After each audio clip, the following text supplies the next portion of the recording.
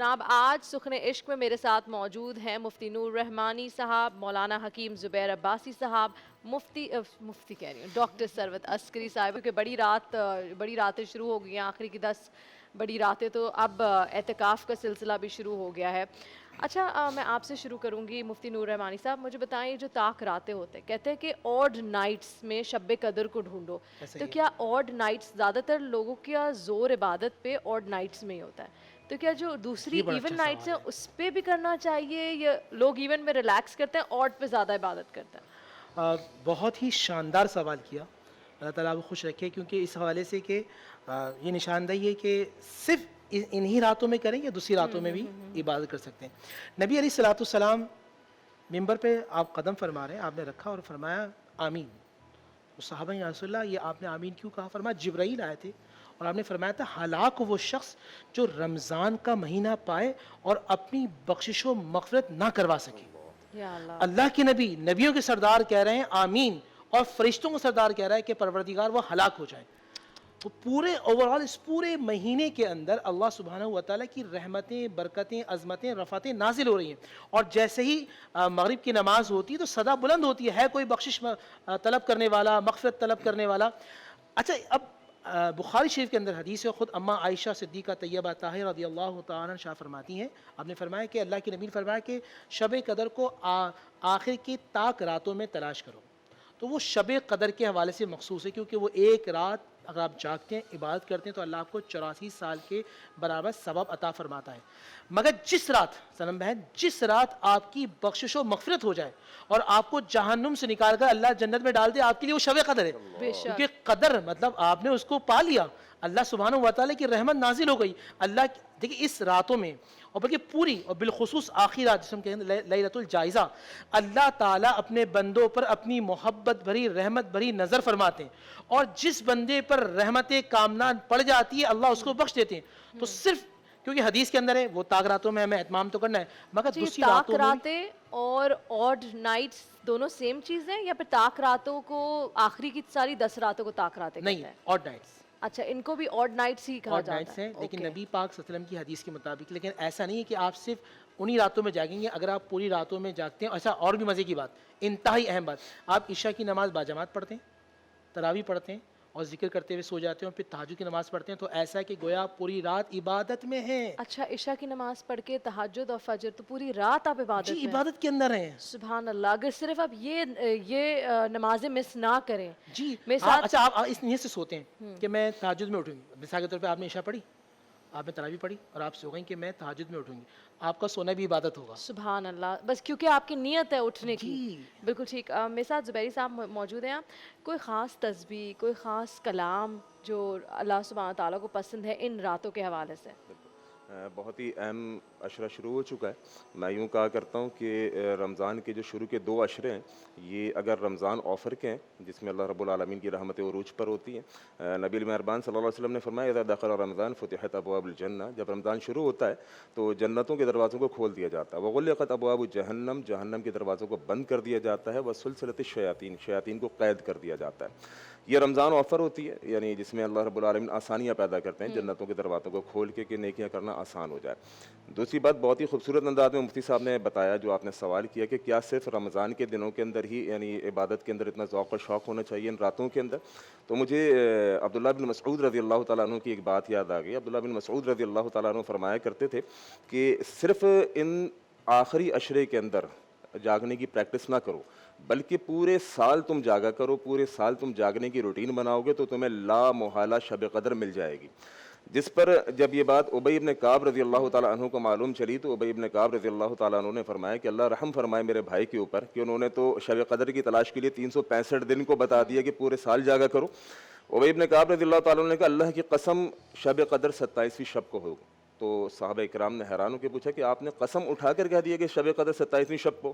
تو انہوں نے کہا مجھے اللہ کے نبی علیہ الصلوۃ والسلام نے اس کے بارے میں بتایا ہے کہ 27ویں شب کو کیوں؟ کہا جی، فرمایا اللہ کے نبی علیہ الصلوۃ والسلام نے اس رات جو ہے نا، جو صبح ہوگی تو سورج جو ہے وہ نکلے گا تو اس کے اندر جو ہے وہ چمک کم ہوگی۔ تو باقی علماء نے اس کے اندر ایک بات یہ رکھی کہ ابی بن کعب رضی اللہ تعالیٰ عنہ کو چونکہ 27ویں شب کو شب قدر ملی ہوگی اس سال، تو انہوں نے اس پر قسم اٹھا کے کہہ دی، ورنہ یہ کنفرم نہیں ہے، 21 بھی ہو سکتی ہے، 23 بھی ہو سکتی ہے، 25، آڈ 27، نائٹس، 29۔ بالکل۔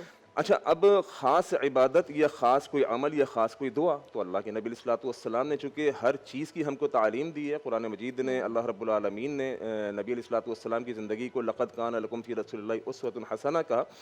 نبی علیہ الصلوۃ والسلام نے ہر چیز کی ہم کو تعلیم دی ہے، کس موقع کے اوپر کیا دعا پڑھنی ہے، حتیٰ کہ باتھ روم جاتے وقت کی دعا بھی نبی علیہ بالکل الصلوۃ بالکل والسلام نے ہم کو بالکل سکھائی ہے، باتھ روم سے نکلنے کی دعا بھی سکھائی ہے۔ سلمان فارسی رضی اللہ تعالیٰ عنہ کے پاس شخص آیا، کہتا ہے یہودی تھا، کہتا ہے تمہارا نبی کیا خوب نبی ہے جس نے پوری زندگی گزارنے کا طریقہ تم کو سکھا دیا۔ تو وہ سلمان فارسی رضی اللہ تعالیٰ عنہ نے سینہ تان کر کہا ہاں ہمارا نبی وہ نبی ہے جس نے پوری زندگی گزارنے کا طریقہ سکھایا ہے، بے شک کون سی رات میں کون سی دعا پڑھنی ہے، کون سی خوشی میں کیا پڑھنا ہے۔ نبی علیہ الصلوۃ والسلام عموماً طاق راتوں کے اندر شب قدر میں فرمایا کرتے تھے کہ جب تم تلاش میں بیٹھو اور جب عبادت سے تھک جاؤ، لازمی سی بات ہے کہ انسان مستقل عبادت نہیں کر سکتا، اگر بالکل آپ سمجھیں بالکل کہ پوری رات کا وہ قیام کرے گا، کوئی بھی شخص کے بس میں نہیں ہے، تو جب تھکو بیٹھو تو دعا پڑھ لیا کرو، اللہم انک عفو تحب العفو فاعف عنی، اللہ تو رحیم ہے، تو معاف کرنے والا ہے، معاف کرنے کو تو پسند کرتا ہے، اللہ پروردگار اس رات میں تو میری معافی کا اعلان فرما دے۔ تو یہ بہت پسندیدہ دعا ہے۔ اس کے علاوہ جو بھی اذکار ہوں اللہ سے استغفار کرتے رہیں بالکل۔ اچھا آپا میرے ساتھ موجود ہے، آپا جیسے کہ جو پہلی رات گزری، پہلی شب گزری تھی تو میں بہت تھکی ہوئی تھی، تو میں نے کہا پہلے تھوڑا سا سو لیتی ہوں، پھر اٹھوں گی، پھر لمبی عبادت کروں گی، تو لیکن وہ ایک ہوتا ہے نا گلٹ آپ کو آ رہا ہوتا ہے، آئے ہائے مغرب ہو گئی، یہ میں کیوں لیٹی ہوئی ہوں، تو اس میں یہ تسبیح پڑھی تھی، میں نے کہا کچھ ایسی لیٹنے سے بہتر ہے کہ کچھ آپ ساتھ میں تسبیح پڑھتے رہو۔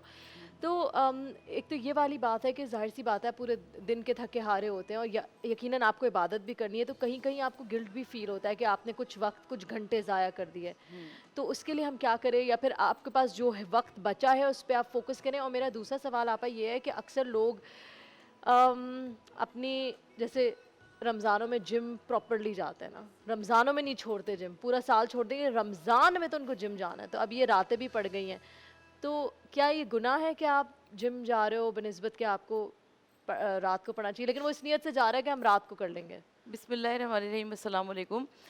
سب سے پہلے ماہ رمضان المبارک کی مبارکباد پیش کرتے ہوئے، اور اب آخری عشرہ جہنم سے نجات کا عشرہ آ گیا اور آخری طاق لاتے ہیں، اور حضور نبی کریم صلی اللہ علیہ وآلہ وسلم کو دن کی عبادت سے کہیں زیادہ رات کی عبادت بہت زیادہ پسند تھی، اور رات کی عبادت میں ایک کیف ہوا کرتا ہے، ایک سرور ہوا کرتا ہے، اس لیے کہ جب انسان پوری دنیا کے تمام تر جھنجھٹوں سے، تمام پریشانیوں سے نجات پا کر خالق حقیقی کے حضور میں سجدہ ریز ہوا کرتا ہے، تو پروردگار عالم سے اس کا ایک رشتہ استوار ہو جایا کرتا ہے۔ اور آپ کا سوال تو بہت اچھا ہے، اس لیے کہ اچھا ہمارے یہاں عموماً غلطی سے ہی سمجھ لیا جاتا ہے کہ صرف نمازیں پڑھنا، روزے رکھنا، ان سب کا ہی اجر و ثواب ہے، لیکن معاملات کا بھی بہت زیادہ اجر و ثواب ہے، اس لیے کہ اگر ایک عورت اپنے گھر کے کاموں میں مشغول ہے، اپنے گھر والوں کے لیے سحری و افطاری بنا رہی ہے، اپنی دیگر مصروفیات میں مصروف ہے، تو اس کا بھی اجر و ثواب ہے۔ اور جہاں تک بات ہے کہ بہت سارے افراد جم جاتے ہیں، تو اسلام میں حضور نبی کریم صلی اللہ علیہ وآلہ وسلم نے ورزش کو بہت پسند فرمایا ہے، تو میں بالکل بھی اس کو منع نہیں کرتی ہوں، لیکن یہ کہ جتنی بھی مصروفیات ہوں اس کے اندر اپنی عبادات کے لیے وقت ضرور نکالیں، اور اپنی عبادات کو ایسے سر انجام دیں کہ اپنا دل خوش ہو سکے، اس لیے کہ جب آپ کا اپنا دل خوش ہوگا تو یقیناً پروردگار عالم کی ذات بھی خوش ہوگی۔ بالکل بالکل۔ اچھا یہ جو اپنا دل خوش والی بات کر رہے ہیں مفتی صاحب، 2 رمضان پہلے میں جب طاق آتی تھی نا، تو میں نے ایسی عبادت کی تھی، تو میں فون پہ اپنی دوست سے بات کی تھی، میں نے کہا یار اگر اس رمضان مجھے طاق رات مل گئی نا کوئی ان میں سے، تو سمجھو گیم آن ہے، مطلب کہ ہو گئے سارے گناہ معاف۔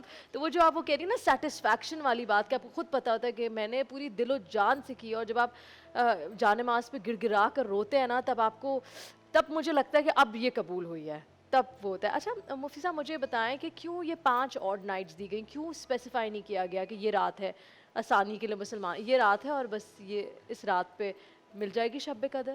دیکھیے اس کی علماء کرام نے بہت ساری توجیہات بیان کی ہیں، اور کہ روایت میں یہ بھی یہاں بھی آتا ہے کہ نبی اسلام بتانے آ رہے تھے، مگر 2 صحابہ میں آپس میں کسی بات پہ اختلاف ہوا، تو پھر نبی علیہ الصلوۃ والسلام شاہ فرمایا کہ اللہ سبحانہ و تعالیٰ نے ان جو ایک خاص رات تھی اس کی اہمیت، یعنی کہ ایک خاص رات کی جو بتانا تاریخ مثال 27 جس طرح حضرت نے بتایا، اس کو اٹھا لیا۔ اب اس کی وجہ بہت بڑی ہے، اللہ غفور رحیم ہے، اللہ چاہتے بندہ آئے، معافی مانگے، بار سر بار سجدے میں رکھے، میرے پاس آئے, سمندر کے قطرے سے زیادہ اس کے گناہ ہوں گے یا آسمان کے ستاروں سے زیادہ, میں غفور رحیم میں اس کے تمام گناہوں کو معاف فرماتا سبحان ہوں. اللہ. وہ بار بار چاہتے ہیں کہ بندہ آئے. آپ دیکھیں نا, میں نے آپ کو ایک مثال پہلے بھی دی تھی کہ آپ کی بیٹی اگر ابھی روزہ رکھ لے تو آپ مستقل اسے دیکھتی رہیں گی کیا کر رہی ہے. میرا پروردگار 70 ماہ سے زیادہ محبت کرتا ہے. سبحان اللہ. میں اسے بعد میں بکھارتا ہوں, وہ پہلے ہی ہے, وہ کہتا ہے چل کر آؤ, میں دوڑ کر آؤں گا. تم توجہ کرو, میں اپنی ساری رحمتوں کو تم پر نچھاور کر دوں گا. تو یہ 5 راتیں بندے کے لیے اسی رکھیں, وہ کتنا ہی گناہوں میں گندا ہو, رحمت کی بارش برس رہی ہے, دھل جائے گا. سبحان نور پھیلا ہوا آج کی رات ہے نا. تو یہ آج کی رات میں بندوں کے لیے اچھا ہو سکتا ہے وہ کوئی گناہ ایسا کرے کہ اس کے گناہ بہت زیادہ ہو جائیں, کوئی غلط کام کرے, تو اللہ نے رحمتوں کا معاملہ ایسا رکھا ہے کہ بندے خدا تو گناہ کرے گا لکھوں گا 1, اور تو نیکی کام کرے گا 10 نہیں, ہو سکتا ہے 770, ہو سکتا ہے اتنا کہ ہماری سوچ سے زیادہ ہو. تو ان راتوں میں ہمیں گزارنا ہے. اور یہ آپ کا جو سوال تھا نا, ہر کام جو اللہ کی رضا کے لیے کیا جائے وہ عبادت ہے. ہم یہاں بیٹھیں اور ہمارا مقصد یہ کہ مخلوق خدا اللہ کی دین کی طرف آئے تو عبادت ہے. یہاں بیٹھ کے اس لیے کہ ہماری نمود و نمائش ہو تو پھر یہ زحمت ہے. ہم ہر وہ کام جو آپ نے بھی سوال کیا تو آپ نے بڑا اچھا جواب دیا. آپ گھر میں بیٹھیں, آپ تاجر میرے بھائی دکانوں میں بیٹھیں, آفس میں بیٹھیں, ہم یہاں بیٹھیں, جو شخص جہاں بیٹھا ہے صرف نیت کرے کہ میں اللہ کی رضا کے لیے کر رہا ہوں, تو وہ جہاں بیٹھا رہے گا وہ اللہ کی رحمتوں کے حصار میں رہے گا. سبحان اللہ. زبیر عباسی صاحب میرے ساتھ یہاں موجود ہے. یہ جو رحمتوں کی بارش کے حوالے سے بات ہو رہی ہے, تو کیا کچھ لوگ ایسے ہیں جو اس سے محروم بھی رہ جاتے ہیں؟ اللہ اکبر. دیکھیں, رمضان کا مہینہ بڑا قیمتی مہینہ ہے.